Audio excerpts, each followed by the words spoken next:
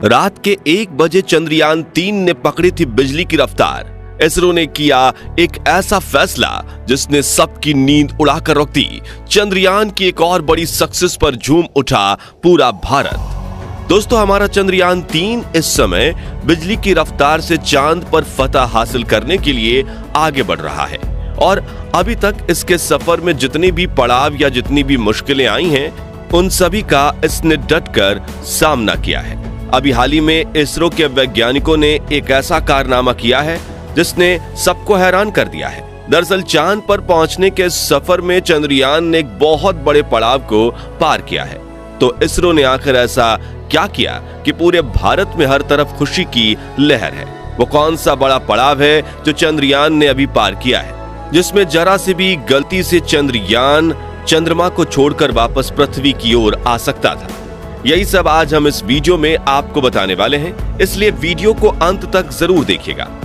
दोस्तों, 14 जुलाई 2023 के दिन जब से चंद्रयान लॉन्च हुआ है, तब से ही यानी पिछले करीब 18 दिनों से पृथ्वी के चक्कर काट रहा था और फिर आया 1 अगस्त 2023 का वो दिन जब हमारे चंद्रयान को एक बड़े पड़ाव से गुजरना था। रात के करीब 1 बजे का समय था और इसरो के बेस के अंदर कोई भी वैज्ञानिक सोया नहीं था। सभी को मालूम था कि चंद्रयान 3 मिशन के लिए यह समय कितना ज्यादा महत्वपूर्ण है। दरअसल पृथ्वी का चक्कर काटते हुए हमारा चंद्रयान उस पॉइंट पर पहुंच गया था जब उसे अर्थ के ऑर्बिट को छोड़कर ट्रांसलूनर ऑर्बिट में प्रवेश करना था। ये चीजें सुनने में भले ही आसान लगे, लेकिन चंद्रयान के एक एक स्टेप के पीछे इसरो के वैज्ञानिकों की ना जाने कितने सालों की मेहनत छिपी हुई होती है, क्योंकि लाखों करोड़ों कैलकुलेशंस करके ही ऐसे मिशन को अंजाम दिया जाता है। इस समय बाल बराबर की भी चूक पूरे मिशन को फेल कर सकती है। यही वजह है कि कोई भी बड़ा पड़ाव आने से पहले इसरो के सभी वैज्ञानिक की टेंशन बहुत ज्यादा बढ़ जाती है। और ऐसा हो भी क्यों ना, चंद्रयान पर हमारे सिर्फ हजारों करोड़ रुपए ही नहीं बल्कि भारत की साख और उसकी इज्जत भी दांव पर लगी हुई है। ऐसे में सभी वैज्ञानिक चाहते थे कि चंद्रयान 3 को पृथ्वी की कक्षा से निकालकर ट्रांसलूनर ऑर्बिट में सफलतापूर्वक एंटर करवा दिया जाए।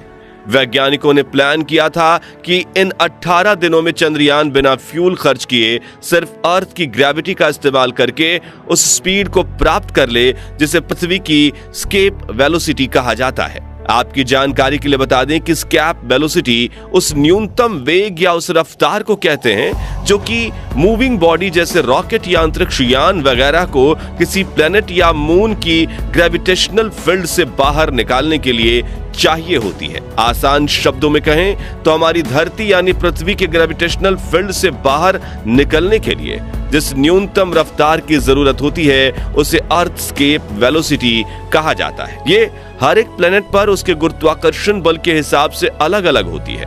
अगर पृथ्वी की बात करें तो इसकी स्केप वेलोसिटी 11.2 किलोमीटर प्रति सेकंड है, यानी 40,270 किलोमीटर प्रति घंटे की रफ्तार। तो 1 अगस्त आधी रात के समय चंद्रयान पृथ्वी के अपने 5वें और आखिरी ऑर्बिट में था और यहीं से उसको पृथ्वी का ऑर्बिट छोड़कर चांद की तरफ बढ़ जाना था। इसको ऐसे समझिए कि पृथ्वी का जो ऑर्बिट है वो अंडाकार शेप में है जिसका हमारा चंद्रयान चक्कर काट रहा है।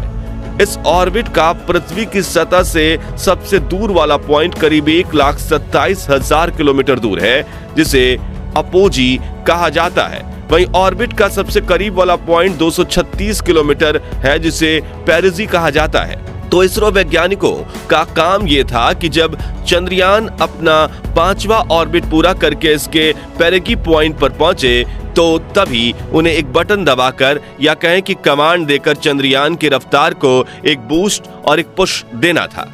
वैज्ञानिकों को धरती से ही यह सटीक कैलकुलेट करना था कि बटन दबाने का एग्जैक्ट टाइम क्या होना चाहिए, यानी बटन कब दबाना है, कितनी देर के लिए दबाना है और चंद्रयान के इंजन को कितनी मात्रा में अपना फ्यूल बर्न करना है। इन तीनों चीजों का 100% एक्यूरेट होना बहुत जरूरी था, क्योंकि तभी चंद्रयान अर्थ की स्केप वेलोसिटी जितनी रफ्तार पकड़ पाता। ये इतना नाजुक मामला था कि इसमें एक पल की जल्दी या देरी पूरे के पूरे मिशन को बर्बाद कर सकती थी।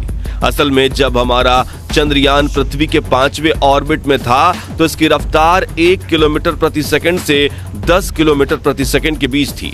यानी जब यह पृथ्वी से सबसे दूर वाले पॉइंट यानी कि अपोजी पर होता तो इसकी गति कम हो जाती थी, और जब ये पेरिगी पर होता तो इसकी गति सबसे ज्यादा तेज होती थी। आप में से काफी लोग जानते होंगे कि ऐसा पृथ्वी की ग्रेविटी की वजह से होता है। तो जब चंद्रयान पृथ्वी के 5वें ऑर्बिट में पेरिगी पॉइंट पर आया तब उसकी रफ्तार 10 किलोमीटर प्रति सेकंड थी। यानी वैज्ञानिकों को इसे बस इतना बूस्ट देना था कि इसकी स्पीड बढ़कर 11.2 किलोमीटर प्रति सेकंड से थोड़ी सी ज्यादा हो जाए। कुल मिलाकर मामला बहुत ज्यादा नाजुक था। लेकिन आपको जानकर बेहद खुशी होगी कि हमारे इसरो के वैज्ञानिकों ने अपनी सभी कैलकुलेशंस को सही साबित करते हुए इस काम को सफलतापूर्वक अंजाम दे दिया है। इसरो की तरफ से यह खुशखबरी ट्वीट करके हमारे साथ साझा की गई है। इस ट्वीट में इसरो ने लिखा है कि सक्सेसफुल पेरिगी फायरिंग करते हुए चंद्रयान को पृथ्वी की कक्षा से निकालकर ट्रांसलूनर ऑर्बिट में एंटर करवा दिया गया है।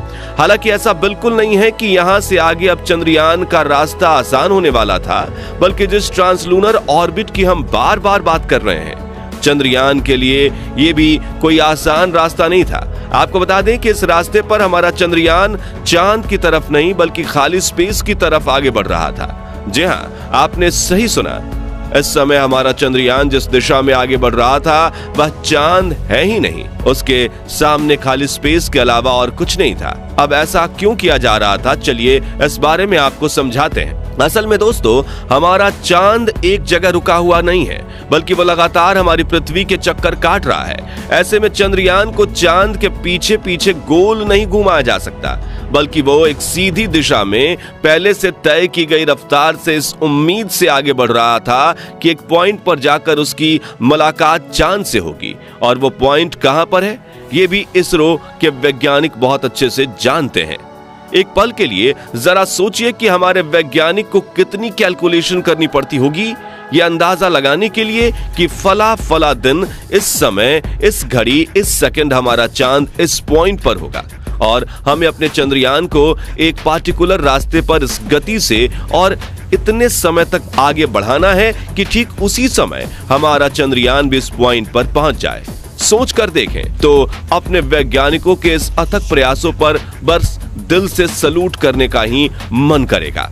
तो दोस्तों, चंद्रयान इस समय पृथ्वी को छोड़कर चांद की तरफ निकल पड़ा है और इसका अगला इम्तिहान 5 अगस्त को पूरा किया जाएगा, जिससे यह ट्रांसलूनर ऑर्बिट को सफलतापूर्वक पार करके लूनर ऑर्बिट यानी कि चांद की कक्षा में प्रवेश कर जाएगा। चांद के ऑर्बिट में आने के बाद ये इसके भी चक्कर काटने शुरू कर दिया, ठीक वैसे ही जैसे ये पृथ्वी का चक्कर काट रहा था। लेकिन पृथ्वी के चक्कर लगाते हुए समय के साथ इसके चक्कर का आकार और स्पीड दोनों बढ़ाए जा रहे थे, जबकि चांद का चक्कर लगाते हुए इसे इसके बिल्कुल उलट काम करना है। यानी चांद के ऑर्बिट में चंद्रमा का हर एक चक्कर इसके ऑर्बिट को छोटा करता जाएगा और इसके साथ ही इसकी गति को भी धीरे धीरे कम कर दिया जाएगा। इस तरह वो दिन अब ज्यादा दूर नहीं है जब हमारा चंद्रयान चांद के ध्रुवीय इलाके में उतरकर इतिहास के पन्नों पर सुनहरे अक्षरों से अपना और भारत का नाम लिखवाएगा। दोस्तों, पृथ्वी के ऑर्बिट से निकलकर ट्रांसलूनर ऑर्बिट में दाखिल होना और ट्रांसलूनर ऑर्बिट से चांद की लूनर ऑर्बिट में दाखिल होना कोई छोटी मोटी उपलब्धि नहीं है। हम सभी भारतीयों को इस पर गर्व होना चाहिए और हमें अपने वैज्ञानिकों को इसकी बधाई भी देनी चाहिए। अगर आप भी देश से प्यार करते हैं तो कमेंट बॉक्स में इसरो को कांग्रेचुलेट जरूर करें। बाकी आज की इस वीडियो में बस इतना ही। वीडियो अच्छी लगी हो तो इसे लाइक और चैनल को सब्सक्राइब जरूर करें। साथ ही बेल आइकन को भी प्रेस कर दें ताकि नई वीडियो की नोटिफिकेशन आपको समय पर मिलती रहे। वीडियो अंत तक देखने के लिए धन्यवाद।